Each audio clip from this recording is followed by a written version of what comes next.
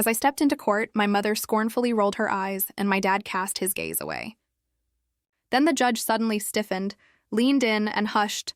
"Hold on, Ice, is that really her?" Every single person in the room fell silent. They were oblivious to who I truly was until...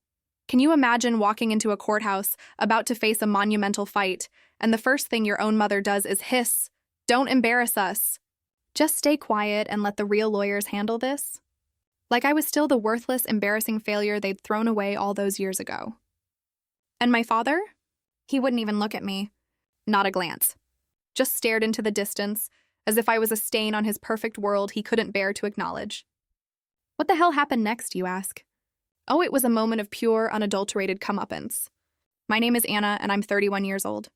For most of my life, I'd been the family disappointment, the dropout, the failure, the one they conveniently forgot about when relatives asked after their children.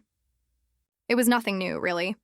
We were in a courthouse in Omaha, Nebraska, because my parents, those pillars of the community, were trying to evict their tenant. A woman named Claire, who had the sheer audacity to ask for basic repairs before paying rent on a building that was quite literally falling apart. My parents owned 3 rental properties, all inherited from my grandfather. And let me tell you, they ran them like feudal lords, collecting their taxes with an iron fist. Claire had lived in one of their apartments for 2 years, always paying on time, until the ceiling started leaking and black mold bloomed in her daughter's bedroom. She'd withheld rent, asking for the repairs to be done first. Their response? Immediate eviction proceedings. She signed a contract. My mother had ranted over the phone a couple of weeks prior. She doesn't get to just stop paying because she's picky about a little moisture. A little moisture. That's what she called black mold spreading through a child's bedroom. It made my stomach churn. I'd only heard about the case through my younger sister, Melissa. She was 28, still living at home, still under their thumb. She'd mentioned it so casually during one of our rare phone calls, completely unaware that I'd spent the last 7 years clawing my way through law school, working 3 jobs, sleeping in my car more times than I could count, and finally passing the bar exam. I'd done it all alone. Not a single dollar, not a single word of encouragement from them. They didn't even know I'd gone to college, let alone become an attorney. And they were about to find out in the most public way possible. The day I walked out of their house at 19, my father had thrown my belongings onto the front lawn. "You're nothing," he'd screamed, his face red with fury. "You'll never amount to anything without us." My mother, arms crossed in the doorway, had added with a smirk, "Don't come crawling back when you fail." But I hadn't, not even when I was sleeping in my beat-up car behind a grocery store, surviving on vending machine snacks. I didn't go back. Not even when I was so exhausted from working overnight shifts that I could barely stay awake in class. I didn't ask them for help. I'd rather eat nothing than swallow my pride and beg from people who'd made it abundantly clear I was worthless. Now, as we walked toward the courtroom, I watched my mother smooth down her expensive blouse and adjust the pearls around her neck. Appearances. Always appearances. My father, in his tailored suit, walked beside her, the picture of respectability. They'd told everyone at their country club that they only had one daughter, Melissa, who worked as a receptionist at their dentist's office and still let them control every aspect of her life. "I don't know why you even came," my mother muttered, not even bothering to look at me. "This doesn't concern you." I just smiled, a small secret smile.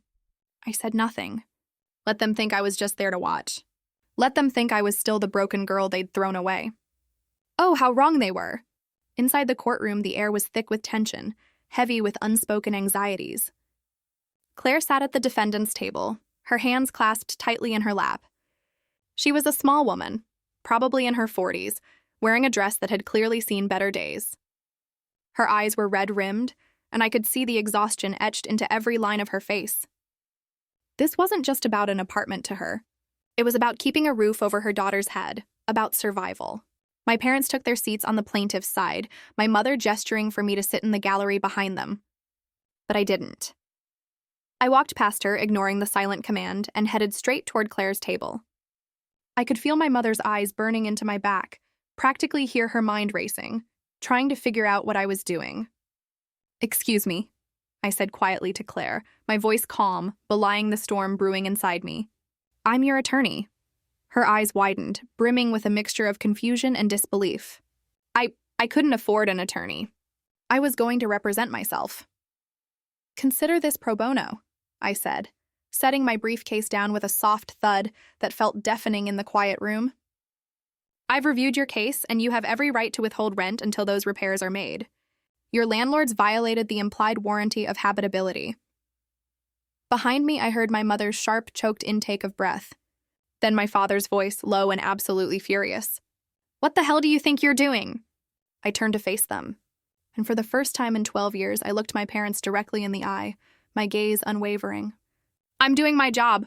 My mother's face went from pale to a blotchy, furious red. You can't be serious. You're not a lawyer. Actually, I said, a slow, dangerous smile spreading across my face. I am. I pulled out my bar card and held it up for them to see. I passed the bar exam 2 years ago. I've been working at a firm downtown, mostly handling tenant rights cases. This is exactly my area of expertise. My father stood up, his hands clenched into fists, pure rage radiating off him. This is ridiculous. You dropped out of community college. You're a homeless bum we threw out for being a waste of space. I was homeless for a while, yes, I said calmly, letting the words hang in the air, a cold, hard truth. Thanks to you, but I worked my way through school. I graduated from college, then law school. I did it all without a single cent from you. Before my father could respond, the judge entered and everyone scrambled to their seats.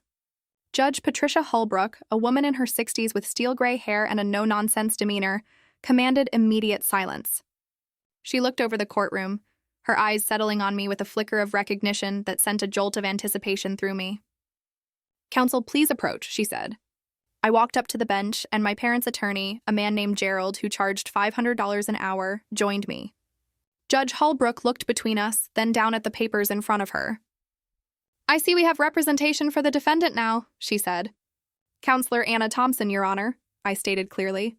I'm representing Claire Mitchell in this matter. Judge Holbrook's eyebrows rose slightly. Anna Thompson. I thought that name looked familiar. Didn't you argue the Riverside Apartments case last year? Yes, Your Honor. You won that case, if I recall. The tenants got everything they asked for. Repairs, rent reimbursement, and damages. That's correct, Your Honor.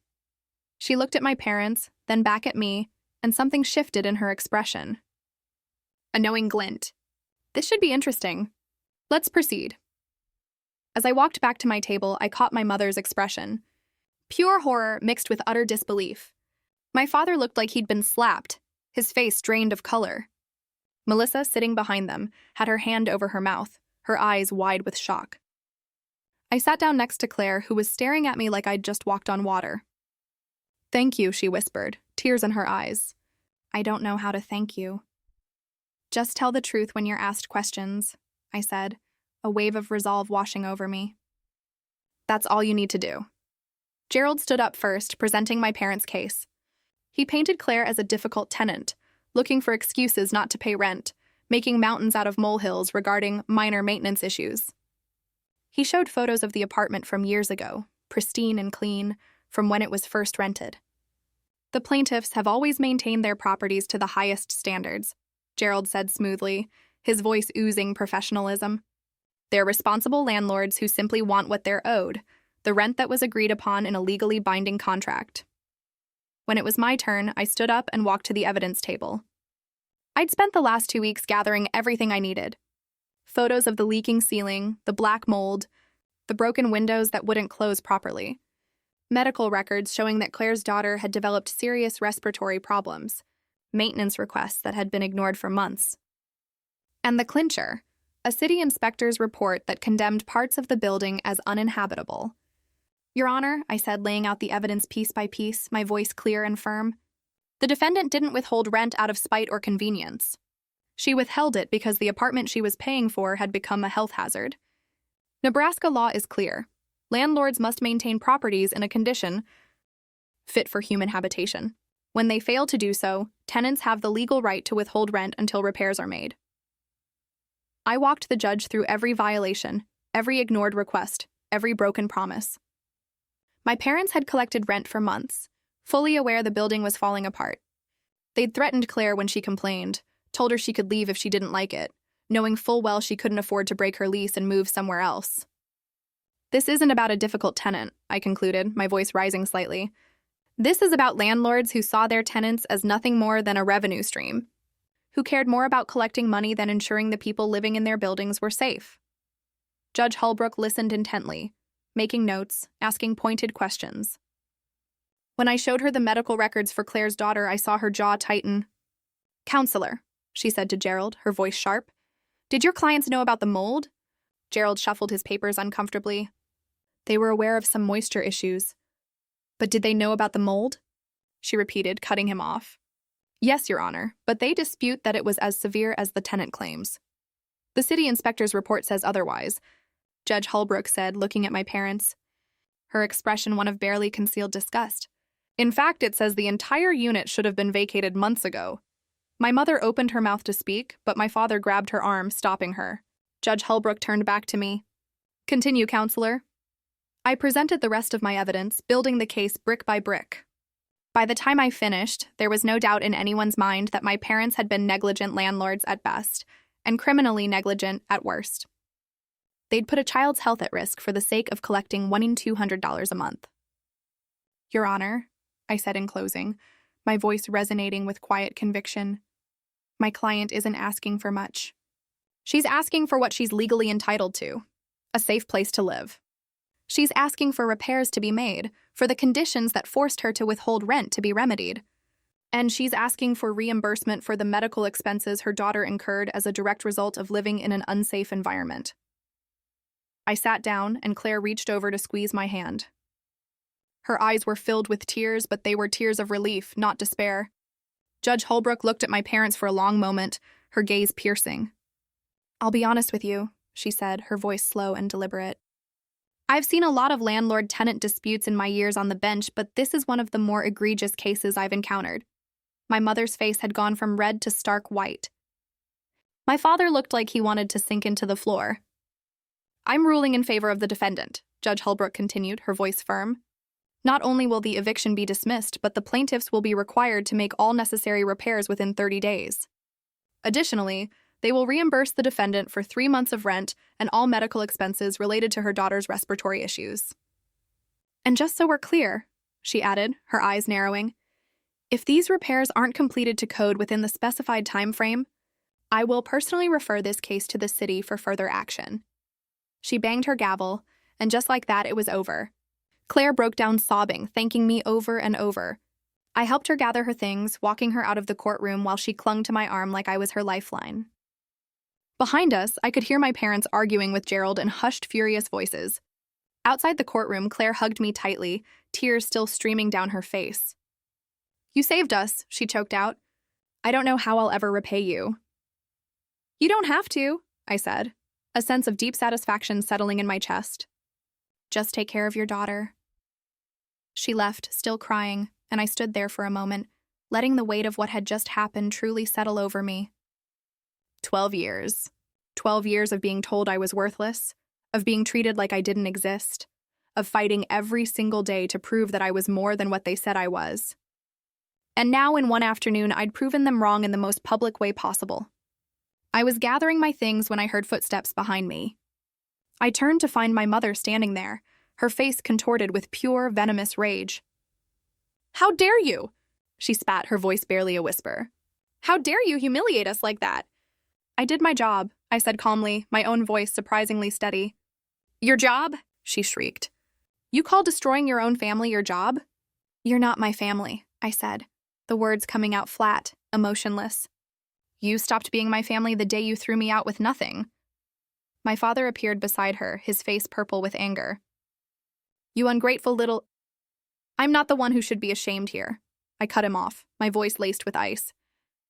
"You put a child's health at risk because you were too cheap to fix a leaking roof. You're lucky Judge Holbrook didn't refer you for criminal charges. We raised you!" my mother cried, her voice breaking, though I knew it was all for show. "We gave you everything." I laughed then, a bitter, hollow sound that echoed in the empty hallway. "You gave me nothing.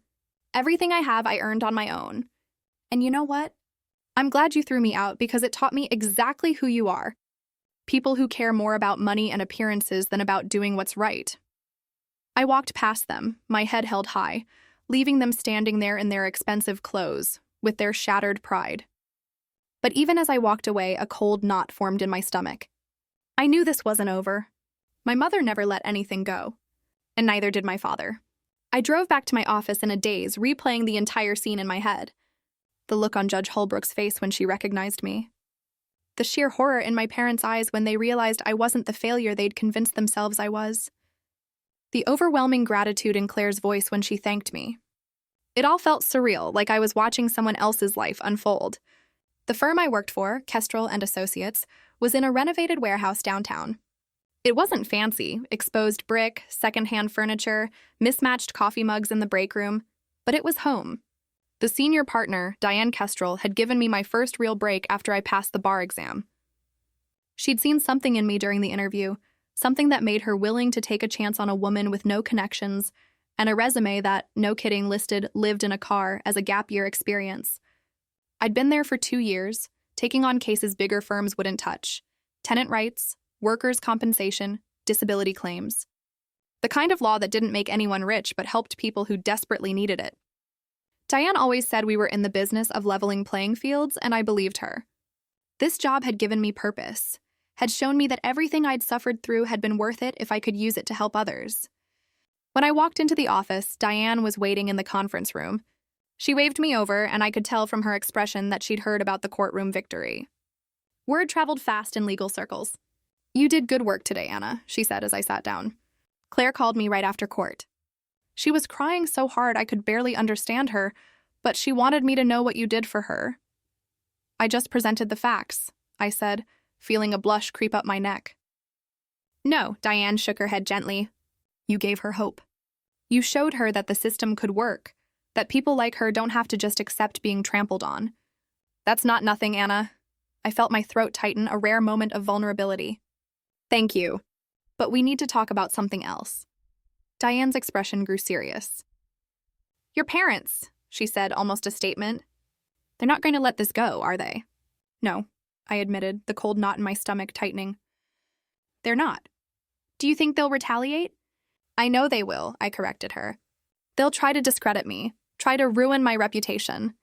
They have money and connections. They'll use both." Diane was quiet for a moment, her gaze thoughtful. "We'll deal with it when it comes.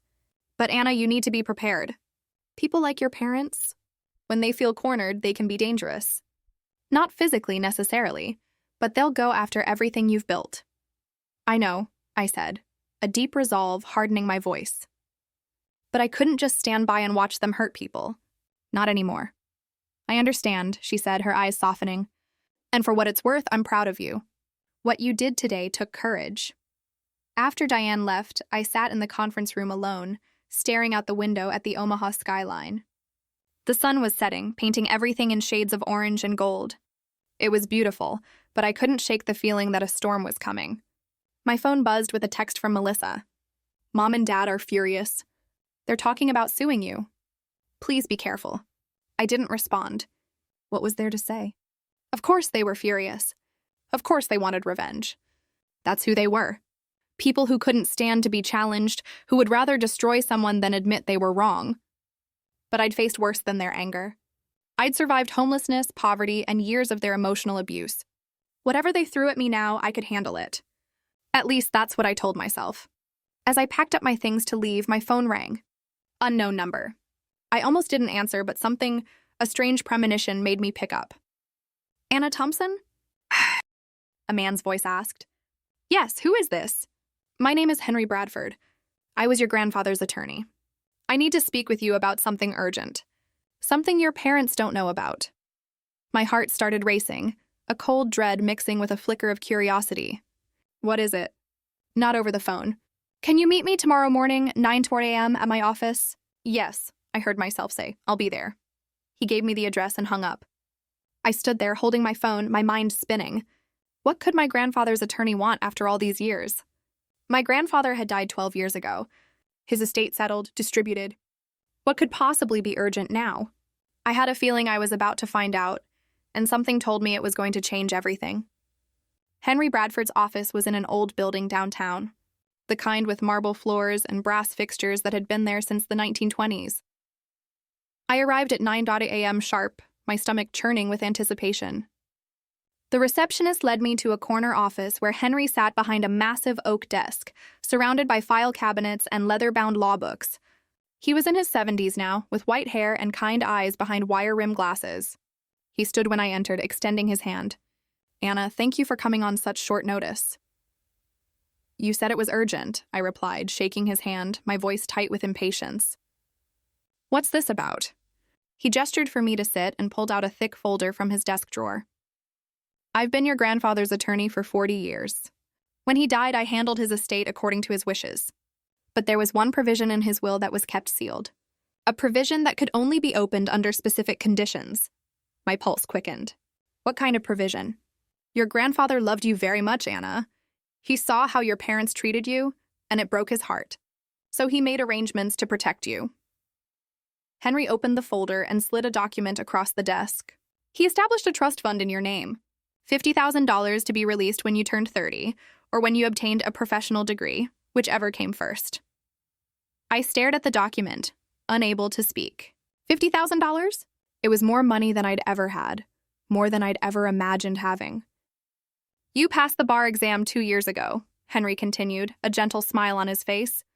"That met the conditions. The money has been sitting in trust, accumulating interest. It's now worth nearly $60,000. Why didn't you tell me sooner?" My voice came out as a raw whisper. "Your grandfather's instructions were explicit. The trust was to remain completely confidential until you met the conditions.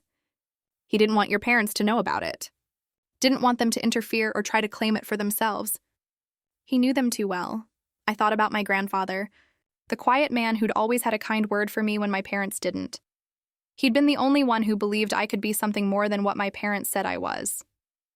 "There's something else," Henry said, pulling out an envelope. "Your grandfather wrote you a letter. He asked me to give it to you when the time came." My hands trembled as I opened the envelope.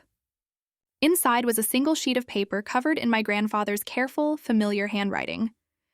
"Dear Anna, if you're reading this, then you've done what I always knew you could do. You've made something of yourself despite everything they've thrown at you. I'm proud of you. Even though I won't be there to tell you in person, I know your parents have made your life difficult. I've watched them favor your sister, watched them tear you down whenever you tried to rise. It broke my heart, but I couldn't change them. All I could do was try to give you a foundation to build on. This money isn't a solution to all your problems, but it's a start. Use it wisely. Build the life you deserve. And remember, you are worth more than they will ever understand. There's one more thing I need you to know. I was planning to change my will completely, to leave you half of everything. Half the properties, half my savings. You deserved it more than they did. But I ran out of time. Be careful, Anna. Your parents are not good people. They care more about money than anything else, even family. Don't let them destroy you. You're stronger than they are. Love always." Grandpa tears streamed down my face as I read the letter. My grandfather had wanted to give me more. He'd been planning to change his will to make sure I was truly taken care of, but he died before he could do it. "There's something you should know," Henry said gently, his voice breaking my trance. "The week before your grandfather died, your mother came to see me. She was asking questions about his will, about whether he'd made any recent changes. I didn't tell her anything, of course, client privilege. But she was very persistent, very concerned about the estate. A chill ran down my spine, cold and sharp. You think she knew he was planning to change the will?" "I can't say for certain," Henry mused, his eyes distant, "but the timing was suspicious. Your grandfather was in perfect health one week, and the next week he was dead. Heart failure, they said. But he just had a physical exam, and his doctor told him he had the heart of a man 20 years younger." "What are you saying?" I whispered, a terrible suspicion forming in my mind. Henry leaned back in his chair, choosing his words carefully. "I'm saying that when someone stands to lose a significant inheritance, they might do things they wouldn't otherwise do. I'm saying that your grandfather's death was very convenient for your parents. And I'm saying that if you look closely at the circumstances, you might find some questions that were never properly answered." My mind was reeling. Was he suggesting what I thought he was suggesting? That my parents had something to do with my grandfather's death?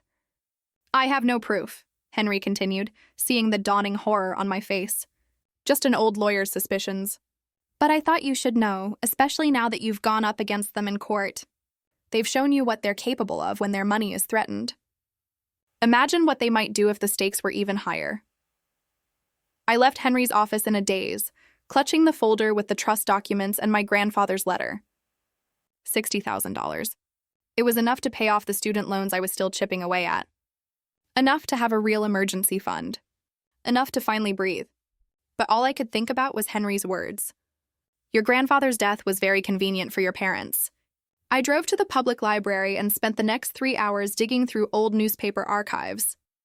I found my grandfather's obituary, brief and respectful, died peacefully at home, surrounded by family. But there was another article, smaller, from a week later. A letter to the editor from my grandfather's longtime physician, Dr. Russell Hayes, expressing shock at the sudden death of a patient he'd just examined and declared healthy. I found Dr. Hayes' contact information and called his office. He'd retired 5 years ago, but the receptionist gave me his home number. When I called, he answered on the third ring. Dr. Hayes, my name is Anna Thompson. I'm calling about my grandfather, James Thompson. You were his doctor. There was a pause. James Thompson. Yes, I remember him. A good man. His death was such a shock. Can I ask you something? I pressed, my heart pounding. You wrote a letter to the newspaper saying you were surprised by his death. Why? Another pause. Longer this time. Are you asking as his granddaughter or in some other capacity? I'm an attorney, I said, my voice firm. And I have reason to believe there might have been something suspicious about his death. Meet me at Elmwood Park in an hour, Dr. Hayes said, his voice low and urgent. There's something you need to know. Dr. Hayes was sitting on a bench near the pond when I arrived, feeding breadcrumbs to the ducks. He was in his 80s now, with stooped shoulders and liver-spotted hands, but his eyes were sharp and alert. Thank you for meeting me, I said, sitting beside him. He didn't look at me, just kept tossing breadcrumbs. I've carried this guilt for 12 years. Maybe it's time to let it go. What guilt? I prompted, barely daring to breathe. Your grandfather came to see me 2 days before he died. He was concerned about some symptoms he'd been having, nausea, dizziness, tingling in his extremities. I ran some tests, but the results wouldn't be back for a week. I told him it was probably nothing. Maybe a virus. I sent him home. What were the test results? I asked, my voice barely a whisper. They showed elevated levels of digoxin in his blood. Digoxin is a heart medication, but your grandfather wasn't taking any heart medication. The levels were high enough to cause arrhythmia. Heart failure. High enough to kill someone. My breath caught in my throat. You're saying he was poisoned? I'm saying that someone gave him digoxin, probably in his food or drink over several days. By the time the test results came back, he was already dead. I went to the police, but they said there wasn't enough evidence to open an investigation. The medical examiner ruled it natural causes, heart failure. They said the digoxin in his system could have been a false positive or residue from some other medication. Without an autopsy showing clear poisoning, they wouldn't pursue it. Why didn't you push harder? The words were out before I could stop them. Dr. Hayes finally looked at me, and I saw deep, wrenching shame in his eyes. Your father came to see me. He said the family wanted to remember James peacefully, without the trauma of an investigation. He said it would destroy your grandmother to think someone had hurt him. And he offered me money. A lot of money, Anna, to let it go. To accept the medical examiner's ruling and move on. You took the money. It wasn't a question.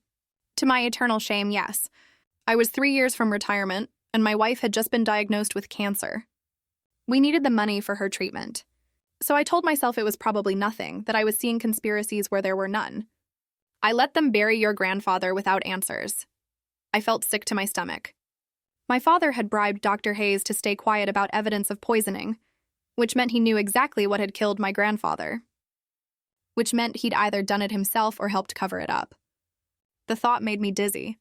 Dr. Hayes, I said, forcing myself to focus, would you be willing to testify to this? To put it in a sworn statement?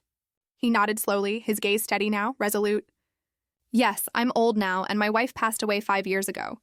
I don't need their blood money anymore, and I don't want to die carrying this secret. If you're going after them, I'll help you. I got Dr. Hayes' statement recorded and notarized that same afternoon.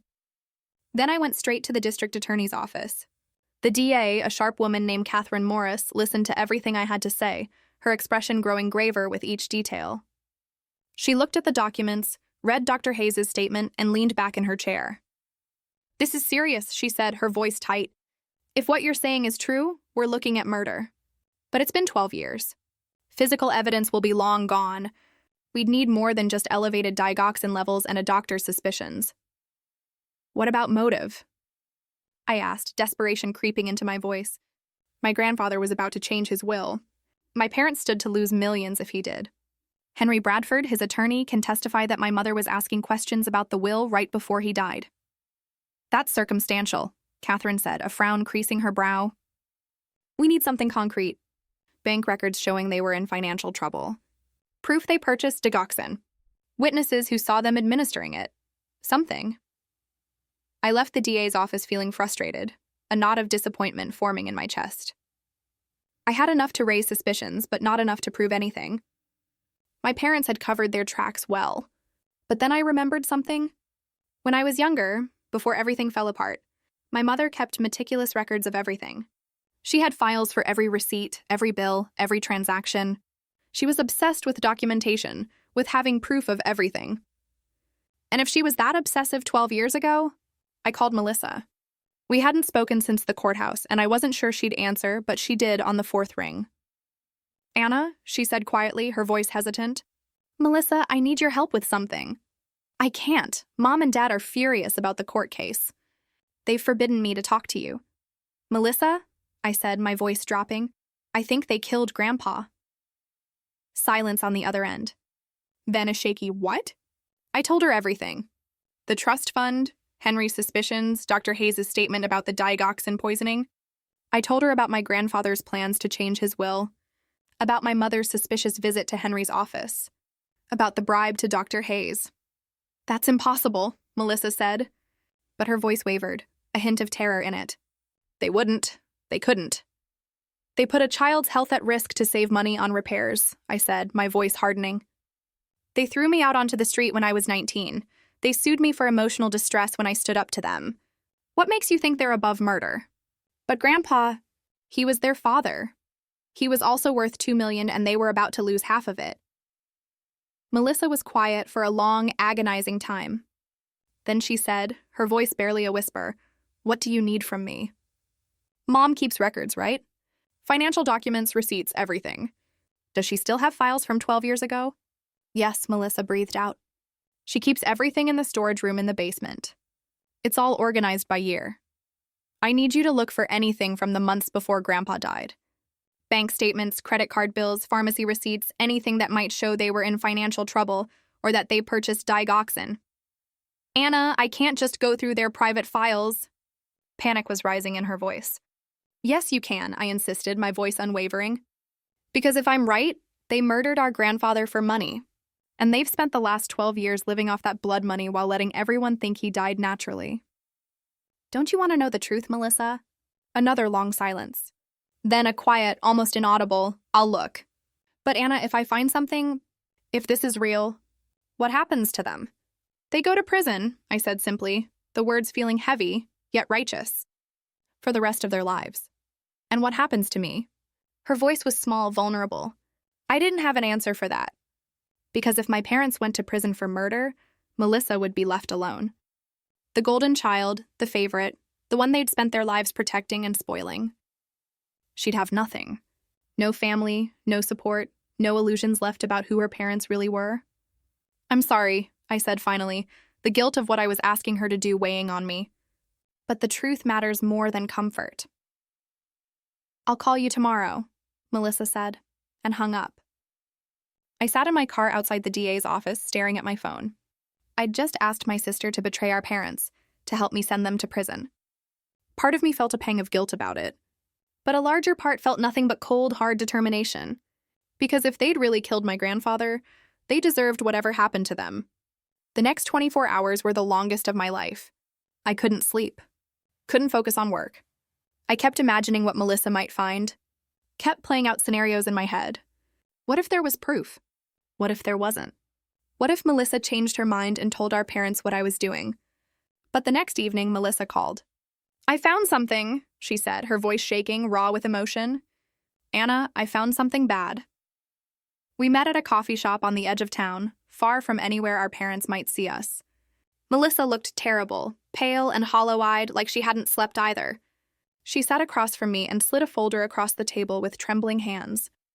"I went through everything," she whispered, her gaze distant. "Bank statements, credit card bills, all of it. And I found these." I opened the folder. Inside were copies of credit card statements from the 3 months before my grandfather died.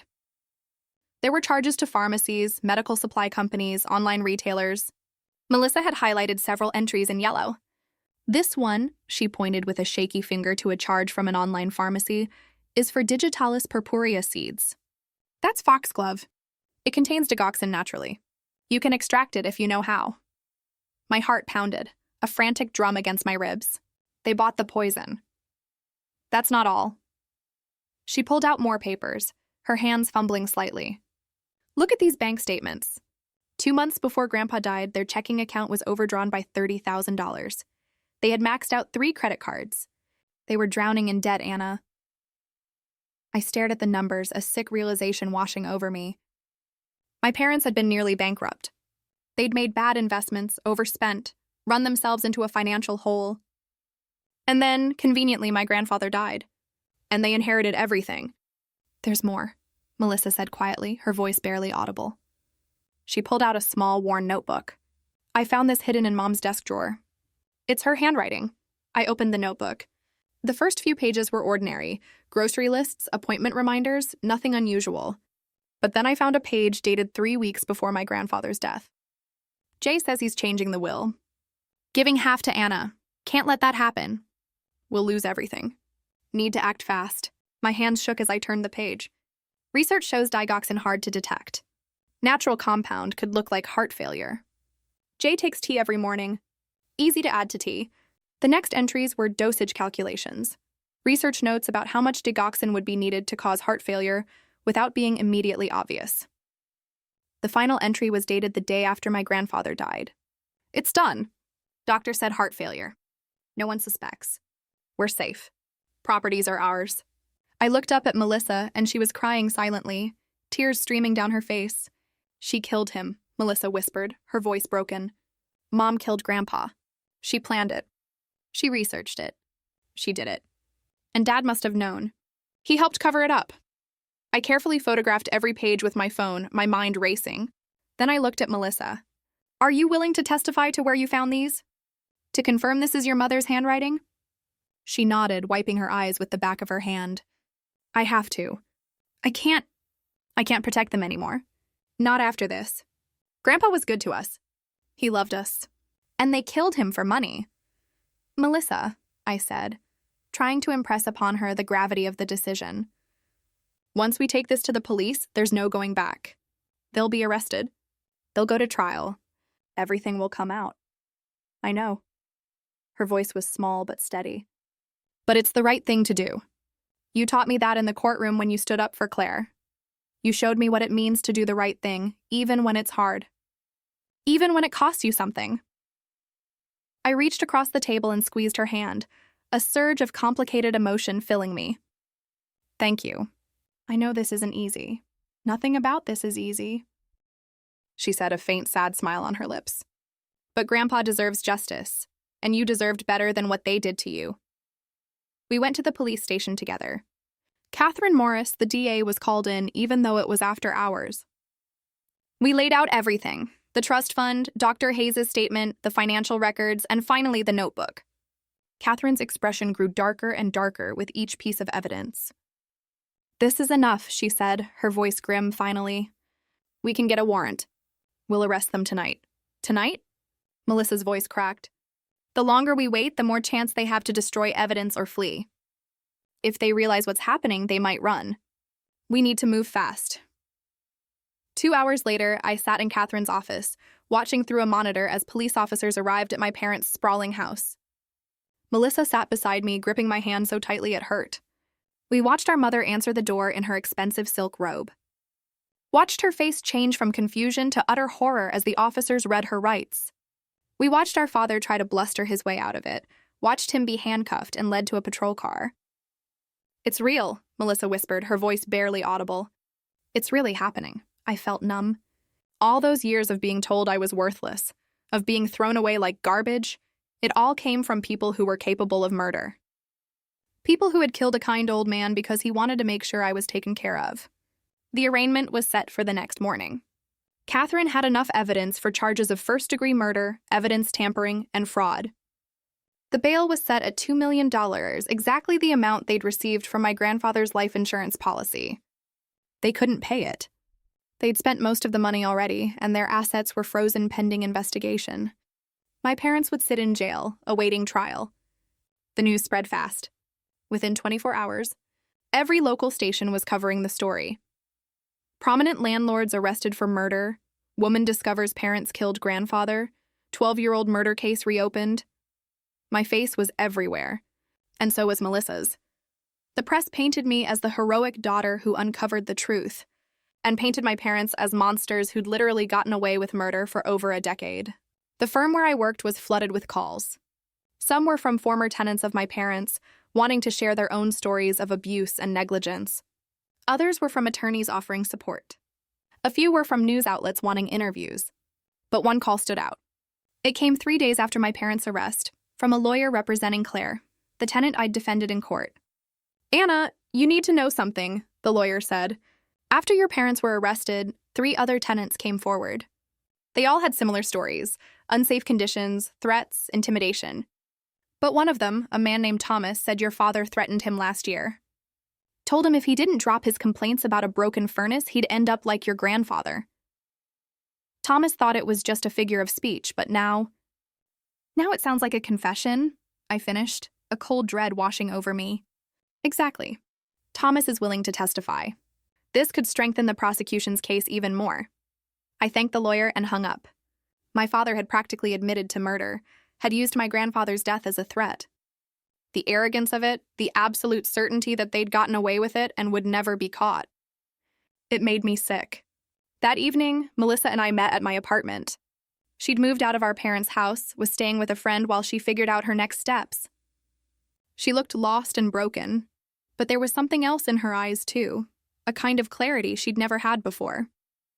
"I keep thinking about all the signs I missed," she said, her voice soft, contemplative. Or maybe didn't want to see. The way they talked about Grandpa after he died, like they were relieved more than sad. The way they spent money so freely right after the inheritance came through. How they always discouraged me from asking questions about his death. "You were young," I said, reaching for her hand.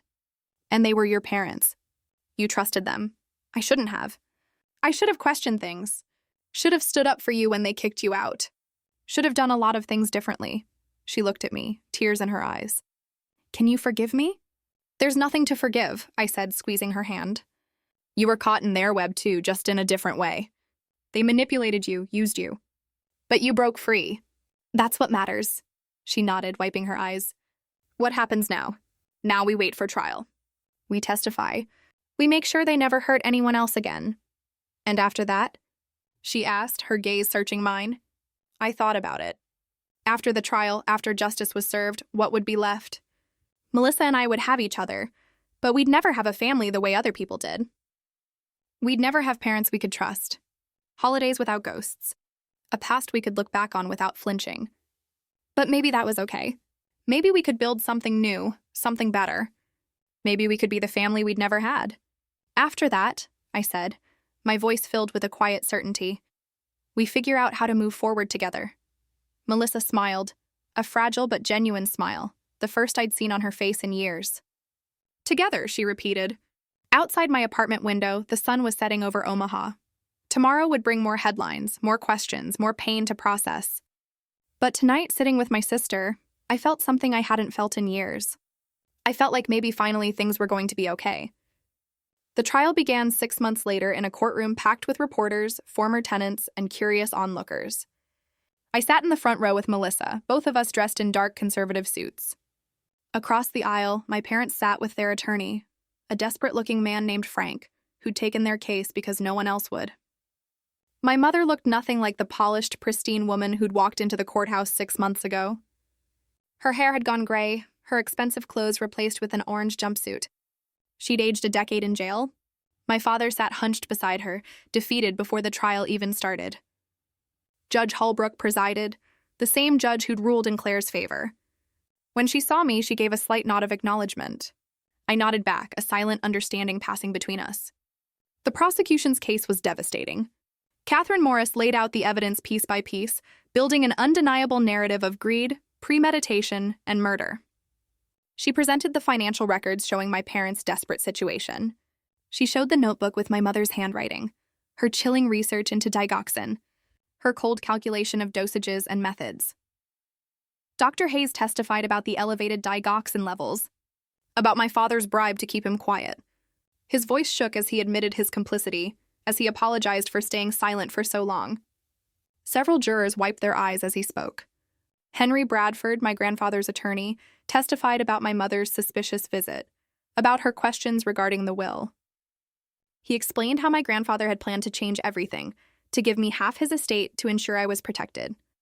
He read my grandfather's final wishes aloud, and my throat tightened, hearing those words again. Thomas, the former tenant, took the stand and recounted my father's threat. He said if I didn't shut up about the furnace, I'd end up like his father-in-law. I thought he was just being dramatic. Now I know he was confessing.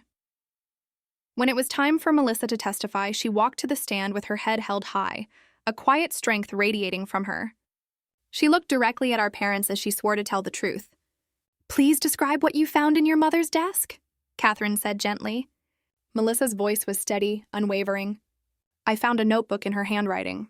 It detailed plans to poison my grandfather with digoxin, extracted from foxglove seeds.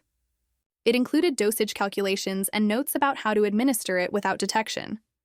The final entry stated that it was done, that he died as planned, and that they were safe. My mother's attorney tried to object, tried to claim the notebook could have been planted or forged, but handwriting experts had already confirmed it was my mother's writing. There was no disputing it. "Why did you come forward with this evidence?" Catherine asked. Melissa looked at me, then back at the jury, her gaze clear and unwavering. "Because my grandfather was a good man who loved us. He didn't deserve to die for money, and my sister didn't deserve to be thrown away like garbage because our parents were greedy. The truth matters more than protecting people who don't deserve protection." My mother started crying then, loud, theatrical sobs, but no one in that courtroom had sympathy for her. The jury's faces were stone. When it was my turn to testify, I walked to the stand feeling strangely calm.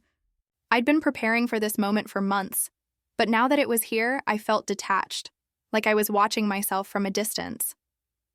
Catherine asked me to describe my relationship with my parents, and I told the truth. All of it. The favoritism, the abuse, the day they threw me out, the years of homelessness and struggle, the way they tried to destroy my career when I dared to stand up to them. "Why do you think they treated you this way?" Catherine asked, her voice soft. "Because I represented something they couldn't control," I said, my voice steady.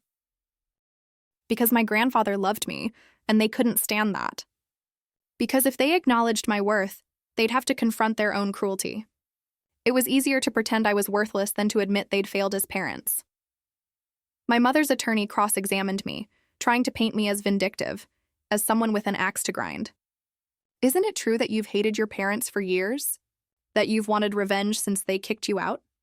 "I didn't hate them," I said, meeting his gaze directly. "I was hurt. There's a difference, and I didn't want revenge. I wanted justice for their tenant, for my grandfather, for all the people they'd hurt. If that happened to bring consequences down on them, that's because of their choices, not mine. But you benefit from this, don't you? If they're convicted, you inherit everything. I don't want their money," I said, and I meant it, deep in my bones. I never did. I built my own life without them. The inheritance can go to their victims, the tenants they abused, the people they hurt. I just want them held accountable." The prosecution rested, and Frank tried to mount a defense. He called character witnesses who testified that my parents were upstanding citizens, generous donors to charity, pillars of the community, but it all rang hollow against the mountain of evidence. When my mother took the stand in her own defense, she claimed the notebook was just dark fiction, that she'd been writing a crime novel, and those were story notes. No one believed her. The trial lasted 3 weeks. When closing arguments came, Catherine stood before the jury and said simply, her voice resonating with power, "They murdered a kind man in cold blood for money. They poisoned him slowly, watched him suffer, and felt no remorse. They've spent 12 years living off blood money while his granddaughter slept in her car. Justice demands a verdict of guilty. The jury deliberated for 4 hours. When they returned, the 4 women stood. On the count of first-degree murder, how do you find? Guilty.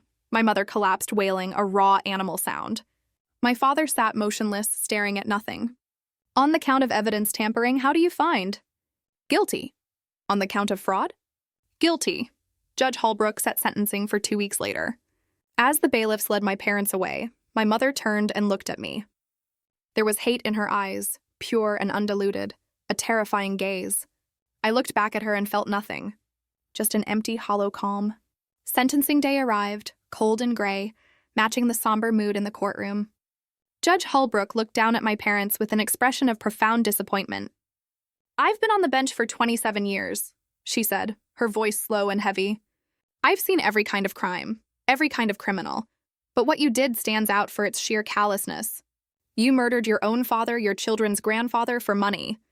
You calculated the dosage, administered the poison, and watched him die.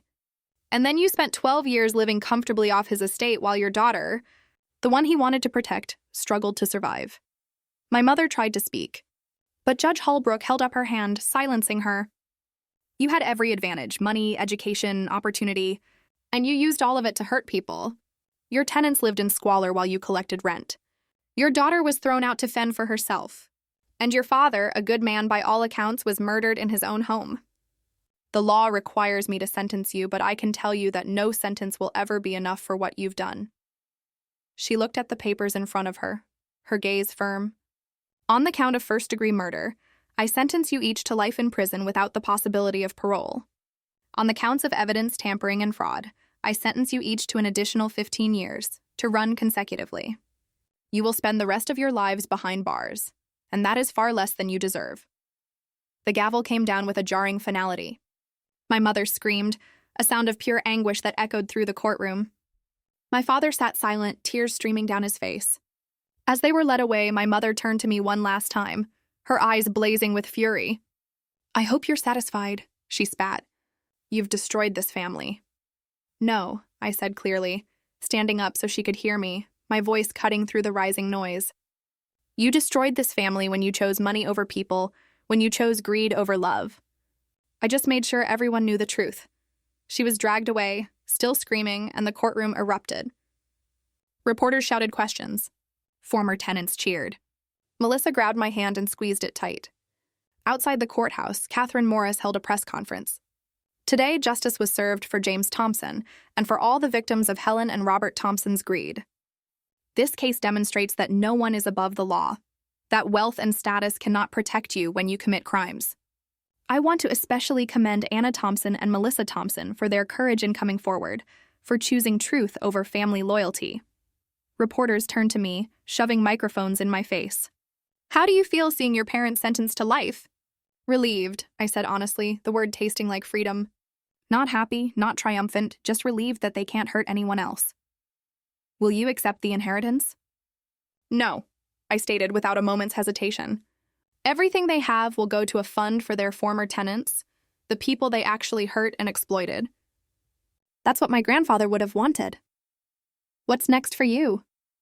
Someone called out. I thought about it. I'm going to keep doing what I've been doing. Helping people who need legal representation but can't afford it. Making sure landlords are held accountable. Trying to make the system work for people who usually get trampled by it. That night, Melissa and I went to my grandfather's grave. We hadn't been there together since the funeral 12 years ago. The headstone was simple. James Thompson, beloved father and grandfather. 1940-2013. "We got them, Grandpa," Melissa said softly, kneeling by the stone, her voice thick with emotion. "They're going to pay for what they did to you." I knelt beside her. "I'm sorry it took so long. I'm sorry you didn't get to see me become an attorney. Didn't get to see me prove them wrong. But I hope you know I never forgot what you told me, that I was worth more than they said. You were right." We sat there for a while in silence, the cold wind rustling through the bare trees. Finally, Melissa spoke. "What happens to us now? We're orphans in a way. No parents, no family except each other." "We build something new," I said, my voice filled with a quiet determination. "Something better. We become the family we never had." "I'd like that," she smiled, a real smile this time, full of genuine hope. You know, I've been thinking about going back to school, maybe becoming a paralegal, working with you at the firm.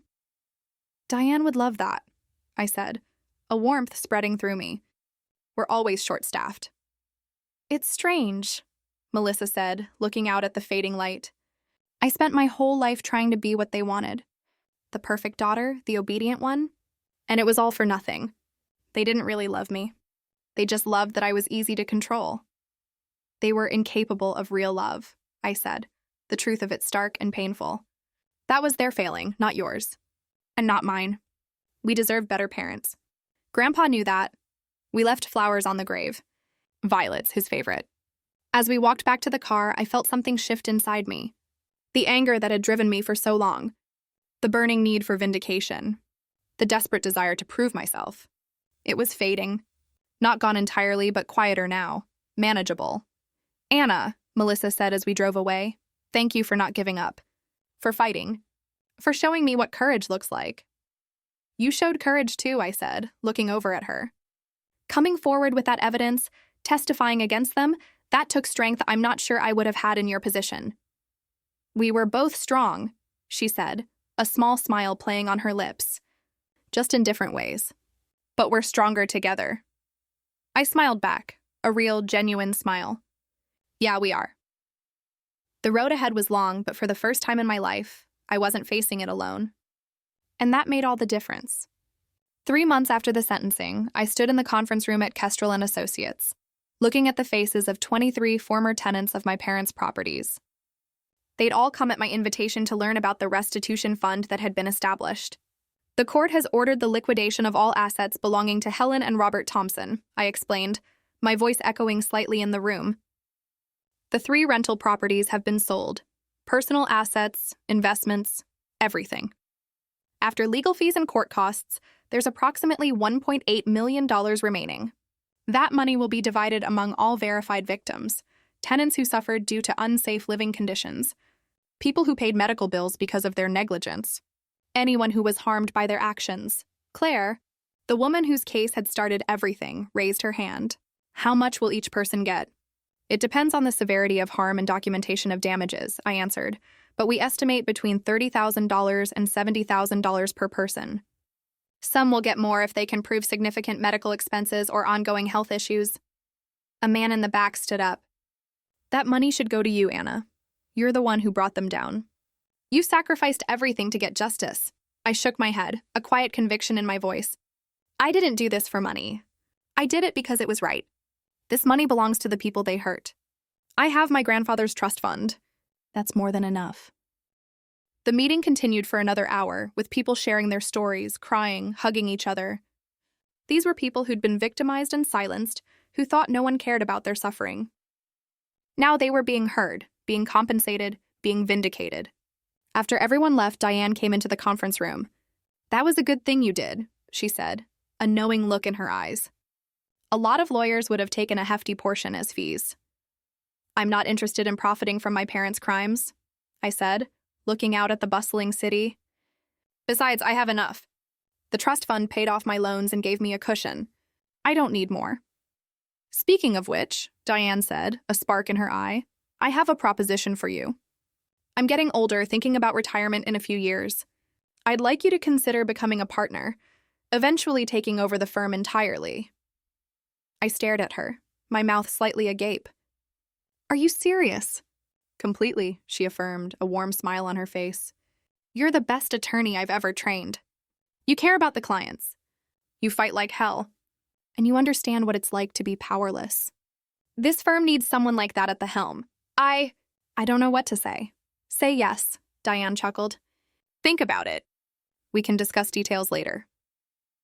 That evening, I met Melissa for dinner at a quiet restaurant downtown. She'd started classes at the community college, working toward a paralegal certificate. She looked healthier than I'd seen her in years, with color in her cheeks and a light in her eyes. How was your day? She asked, her voice light. Surreal, I admitted, a genuine smile spreading across my face. I distributed almost $2 million to people our parents victimized, and Diane offered to make me a partner in the firm. Melissa's eyes widened. That's incredible. Are you going to accept? I think so.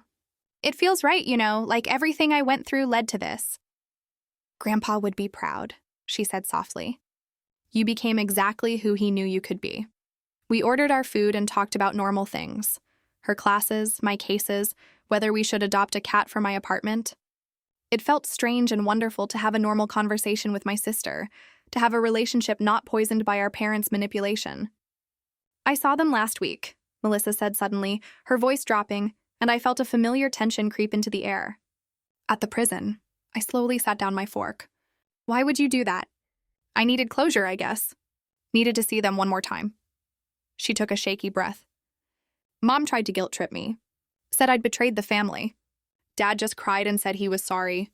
But neither of them actually took responsibility. Even now, even after everything, they can't admit they were wrong. Some people never do, I said, a wave of sadness mixed with understanding washing over me. They're too broken, too lost in their own choices.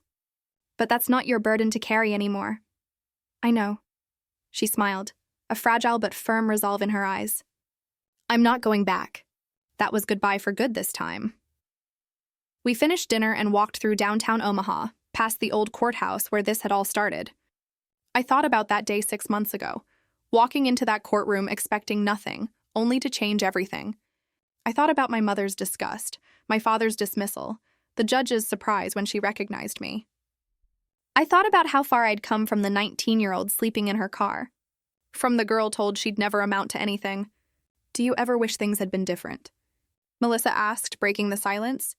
That we'd had normal parents, a normal childhood? Sometimes, I admitted. But then I think about who I became because of what I went through. The empathy I have for people who are struggling, the drive to fight for justice, the understanding that systemic problems hurt real people. Would I have that if I'd grown up comfortable and privileged? I don't know. So, you're saying you're grateful for the trauma? Melissa raised an eyebrow, a hint of playful sarcasm in her voice. I laughed, a genuine, unburdened laugh. No, I'm saying I'm grateful for who I became in spite of it. There's a difference. We stopped at a coffee shop, the same one where Melissa had first shown me the evidence of our grandfather's murder. So much had changed since that day. So much had been revealed, destroyed, rebuilt. I have something for you, Melissa said, pulling an envelope from her purse. I've been holding on to this. It's another letter from Grandpa. Henry Bradford gave it to me after the trial. He said Grandpa wanted you to have it when everything was settled. My hands trembled as I opened the envelope. Dear Anna, if you're reading this, then you've uncovered the truth about my death. I suspected your parents might try something. I saw the way they looked at my estate, the calculations in their eyes. That's why I made sure to leave evidence, to give you tools to find justice if something happened to me. I'm so proud of you, not just for your accomplishments, but for your character. You have a strength they'll never understand, a moral compass they lack entirely. Use it well. Help people who can't help themselves. Be the person I always knew you were. And remember, the best revenge is living well. Building a life they said you couldn't have. Becoming someone they said you could never be. You've already won, Anna. Everything else is just making sure they face consequences. You are loved. You are worthy. You are enough. Always. Grandpa tears streamed down my face as I finished reading. Melissa reached across the table and squeezed my hand. He knew, I whispered, the words catching in my throat. He knew what they might do. And he still tried to protect me, even after death. He loved you, Melissa said, her voice gentle. Really loved you, the way parents should. I folded the letter carefully and put it in my pocket, right over my heart. I'm going to keep fighting, I said, a renewed purpose burning within me. For people like Claire, like all those tenants, like everyone who gets trampled by people with power and money. That's how I'll honor him. And I'll help you, Melissa said, a fierce determination in her eyes. Once I get my certificate, I'll be right there with you. We'll be a team. I smiled through my tears. A team? I like that. My parents spent their remaining years in separate prisons, their legacy one of greed, murder, and cruelty. My mother died of a stroke 4 years into her sentence, bitter and unrepentant until the end. My father lived longer, spending his days in the prison library, supposedly trying to understand where he'd gone wrong. But according to Melissa, who visited him once before his death, he never truly grasped it. He died believing he'd been unlucky, that he'd gotten caught rather than done wrong.